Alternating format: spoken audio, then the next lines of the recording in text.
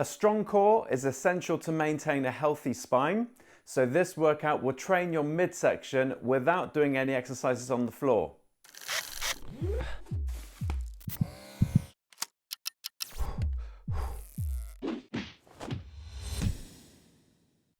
Hi everyone, and welcome to Exercise for Health. And in today's video, we will be doing a standing workout to strengthen the many muscles of your core. These are those between your ribs and hips. This will obviously be ideal for people that struggle getting up and down from the floor, but it also provides functional exercises because you use your core muscles more when standing during day-to-day activities.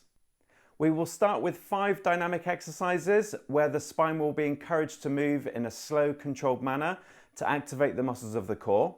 Then we will finish with 5 stability exercises where the focus is on keeping the spine as still as possible while the limbs move. For the second set of exercises, you will need a weight to hold, such as a light dumbbell, but if you don't have one of these, a large water bottle will be just as effective. You will also need a space near a wall, so it can be used for one of the exercises and for balance purposes where required. So get yourself ready and let's work to our core. Right, let's begin this workout with some dynamic movements, and we're going to start with the wood chop. So for this one, I want you to have your feet about shoulder width wide. Just have your hands down in front of you, and essentially we're going to try and keep the hips facing forward so there's no movement of the actual pelvis as such, but the arms are going to be taken up overhead as we twist one way, and then as we bring the arms down across to the opposite side, we're going to twist the other way. So we're going to do it 10 times in one diagonal, and then we'll do 10 times in the opposite direction. So get yourself ready, off we go. So reach up and twist, and then bring it back down, twist in the opposite way. So we're going over one shoulder, and then bringing it down to the opposite hip. So as you're doing this, just try and make sure we're getting that movement of the spine in a slow, controlled manner, but we're trying to keep the rest of the body pretty much still in terms of the pelvis is not twisting. That's 5. We're going to do 5 more and then we'll switch sides. 6, just work to your range of movement. Depending on your mobility will depend on how far you go. 7. 8, 2 more, 9, last one, 10. Right, let's switch sides. So we're going to take it up from this side this time and then bring it down to the opposite hip. 1, twist and rotate, twist back. 2, 3, you should feel a lot of these muscles working around your waist. 4, 5, good. 6, try and keep the pelvis still so it's not rotating. 7, so it's just the spine that's moving. 8, last 2. 9, one more. And 10, good. Okay, the next one we're going to do is a front crunch. This is where we're going to be lifting the knee up to the front, and for this one we're going to alternate. As we're doing that, we're going to cup your hands, take your arms up overhead, and then from there we're going to bring the hands down in front of the knee and then take the arms back overhead as the foot drops back down. So we're going to do 10 each side, so 20 in total. So cup your hands, arms up as high as you can over your head, and then lift the knee up to the front as you come down. 1, 1. So 10 on each side. 2, 2. So you will get a little bit of flexion of the spine. 3, 3 as you bring the knee up and the hands down. 4, and then open up. 4, 5, 5, 6, 6. See how high you can get that knee to come up. 7, 7, 8, 8,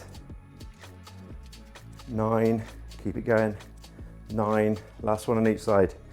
10 and 10. Good, okay, let's move on to the next one. So the next one we're going to get some rotation of the spine, but we're going to step back. So again, start with your feet about shoulder width wide. Just bring your hands in front of your chest. When you do the step back, you don't need to step back very far. We're going to do the same side for 10 and then switch over anyway. But as you do, I'm going to do my right foot that's going to step back. So as I take the right foot back, I'm going to rotate my spine, twist into the left, and then bring it back forwards and then do the same again. So we're going to do 10 on each side. So set yourself up, feet are shoulder width wide, hands in front, and then step back and rotate. Bring it back to the front. That's 1, 2, 3. So that step back doesn't need to be too far. 4, but don't bring it back behind the other foot. 5, make sure it stays out to the side for balance. 6, 7, twist as far as you can as you turn around. 8, 2 more on this side. 9, 1 more. And 10, good. Let's switch to the opposite side. So my left foot's going back and I'm going to be twisting to the right. So step back and rotate. 1, feels a bit stiffer that side. 2, 3, 4, 5, 6, good. 7, see how far you can get the shoulders to turn. 8, last 2, 9, 1 more. And 10, good, okay. Right, the next one we're going to do is we're going to get what's called lateral flexion of the spine, which is basically where the spine is going to be bending to one side.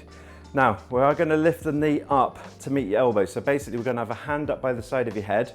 As we do the side bend, the elbow is going to drop, but we're going to bring the knee out to the side to almost try and meet it, but don't expect them to touch. Now it does create a little bit of a balance issue. So if you want to, with your other hand, just stay close to the wall so you've got the hand near the wall just for balance purposes, so we can isolate these muscles. So feet are shoulder width wide. So we're going to lift the knee out to the side as we side bend, getting the elbow to go towards that knee. Off we go. 1, 2, 3, 4, there's a lot of clunking going on my hips. 5, 6, so really drive that shoulder. 7, down towards the knee. I know the elbow's going towards it. 9, 1 more. And 10, good. Right, let's switch over to do the opposite side. So I'm going to go left elbow to left knee this time. Again, use your other hand near the wall for support and balance if you need it. Off we go. So knee out to the side and then bend to the side. That's 1, 2, 3. You may find one side's more mobile than the other. 4, this side feels stiffer for me. 5, 6, 7, 8, 9, last one, and 10. Good. Okay, we've got one more dynamic exercise to do, and this is the windmill. So for this one, stand with your feet about shoulder width wide, and then you're going to pivot your feet to 45 degrees to one side, which will then stagger your feet. The foot that's at the front, the arm on that side, you're going to take down and place it on the top of the thigh, and the foot that's behind, the arm on that side, you're going to take it above your head. And essentially what we're going to do is a hip hinge. So this back hip, I'm going to try and drive backwards and out as I begin to then drop this hand, slide it down my thigh, and I rotate and look up to the hand that's above my head.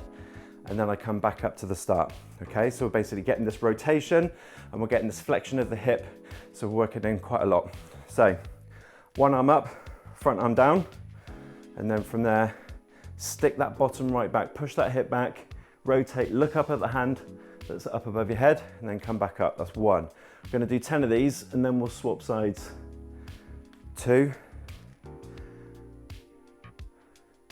3, make sure that bottom's going right back, push the hip back as you rotate. 4, 5, good. 6,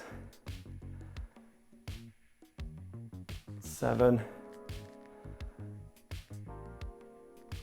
8, good. Last 2 is quite difficult, this one.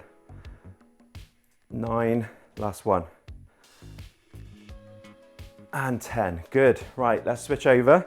So we need to pivot the feet the other way. Front arm down, back arm up above the head. And then same thing, make sure we're sticking this bottom right back as you then rotate and drop the body forwards. For 10, off we go.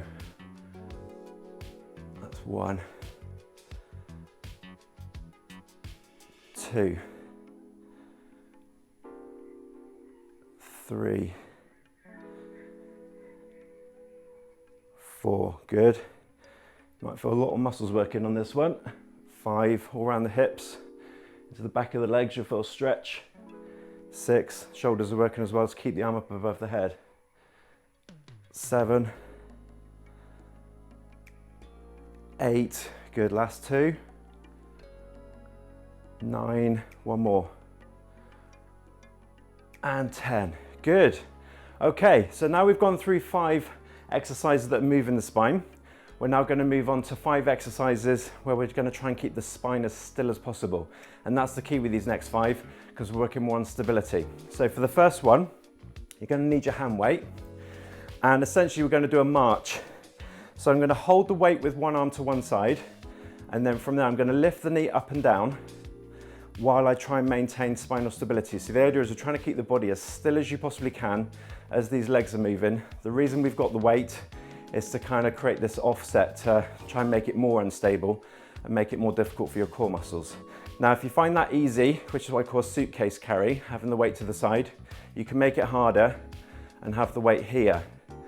Okay, so it's up by the side of the shoulder. If you still find that easy, then you can try it with your arm directly above your head, but that's a little bit more challenging. So I'll let you choose where you want to hold the weight. So set yourself up ready. I'll try it here. Off we go. We're going to do 10 slow marches. So really pull in here, keep this nice and tight. Imagine like someone's trying to punch you in the stomach. You're having to tighten up these muscles to keep the body dead still. 5, 6, 7, 8, 9, one more, 10. Okay, let's switch sides. So opposite side with the weight. We're going to do another 10 marches. Again, rock solid still here, so breathe in, tense up nice and tight. Off we go. 1, 2. So you should be able to keep the tension here while you breathe.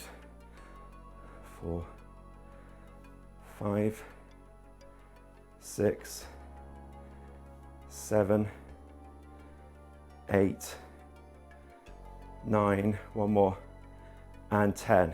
Good. Okay, let the weight come back down. Brilliant. Right, the next one we're going to do is called Round the World. So this is where we're going to have your feet together. So we're creating a less stable base of support rather than having your feet shoulder width wide.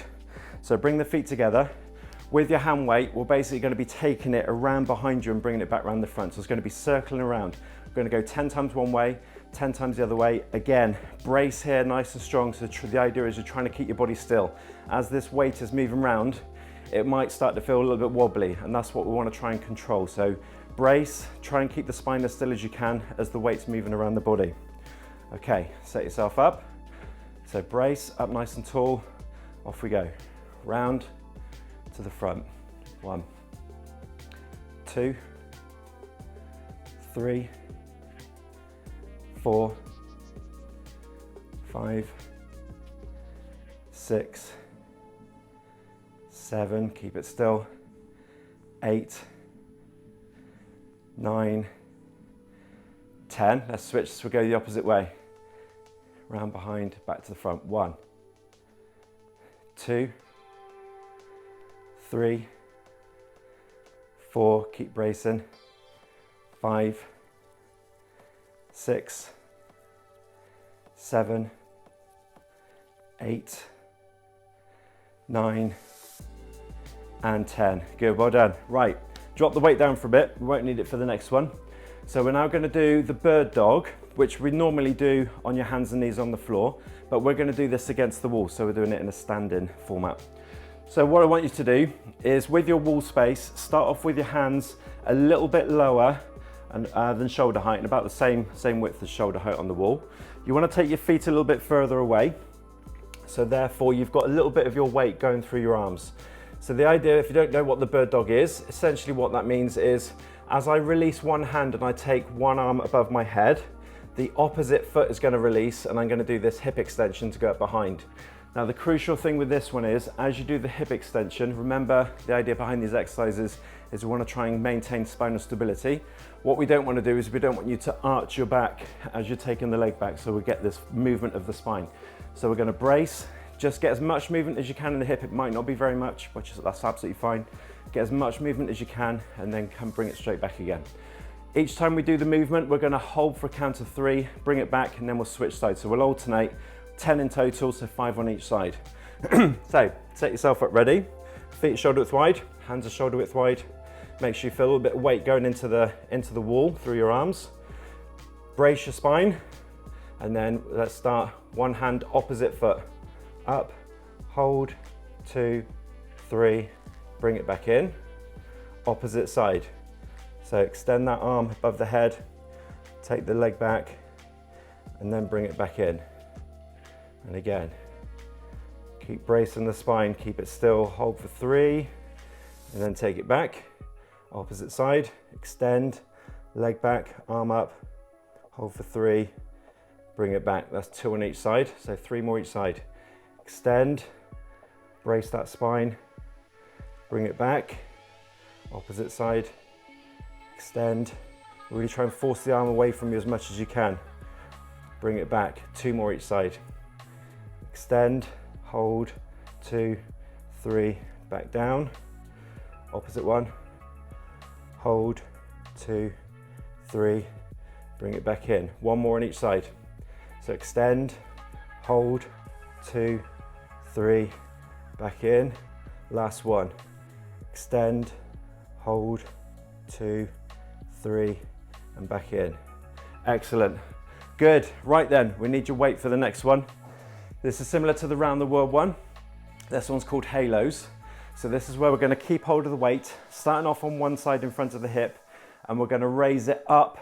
We're going to take it around the back of your head and bring it back down to the opposite hip, and then we'll reverse it back around the hip and back down to where we started. So we're going to effectively do 10 times each way. As we're doing this, like we've done with the last 3, make sure you brace, try and maintain that spinal stability so there's no movement of the spine while your arms are moving the weight over your head. Okay, set yourself up, off we go. So round behind the head and down, and then back to the opposite side. That's 1. Round, down, opposite way. That's 2. So as you're going through the movement, will feel like a bit wobbly as it's going around the head. 3, so try and make sure you brace that spine, keep it still. 4,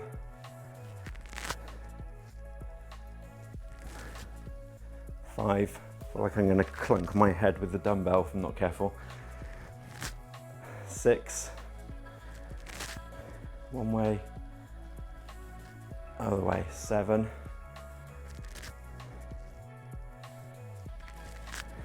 8, last 2, keep that body still. 9, 1 more, and 10. Good.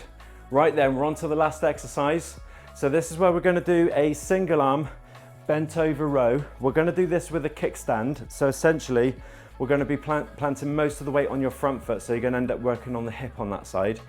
But also, because we're in this bent over position and we got the weight on the opposite side, that's the one where the lower back's going to have to work a little bit as well. So just to show you, if I start with my feet to shoulder width wide, I'm going to take one foot, the side that I've got the weight in, that same side foot, I'm just going to tap the toes in line with the back heel of my front foot, so my feet are still shoulder width wide.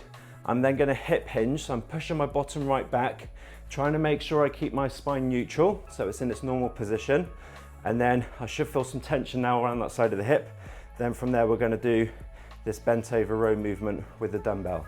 So I'm not too worried about how you're performing this so much, because it's more about the movement with the weight that's trying to destabilize your spine. So that's where we're going to try and then really activate your core muscles to keep control. So set yourself up, stagger one foot back on the side that you're working with the weight, hip hinge, so push your bottom right the way back, keep the head and the chest up, brace your spine, and then let's see if we can do 10 of these row movements. 1. So keep everything dead still. 2. Just the arm that's moving. 3. So that should be your focus. 4. Trying to really keep everything still in the abdomen. 5. Don't let that spine move. 6. 7. 8. 9, should be feeling it around the outside of that hip. And 10, good, come back up. Right, let's switch to do the opposite side. So again, toes just in line with the back heel, but still shoulder width wide. Weight in hand, hip hinge first. Push this bottom back. This is the side that we're working, and you should have most of your weight on this front foot. Head and chest up, and then row from there. 1, keep bracing the core. Keep that spine still. 2, 3, 4, 5, 6, starting to shake a bit now. 7, 8, 9, last one, and 10. Good, right, come back up. And that completes your routine. Well done. I hope you now feel work to your core. If you enjoyed this routine, please give it a like by clicking the thumbs up button below and consider subscribing if you haven't already. You can check out the description below for further information and ways that you can help support this channel. But thank you so much for watching, and until next time, stay active and keep moving to feel better.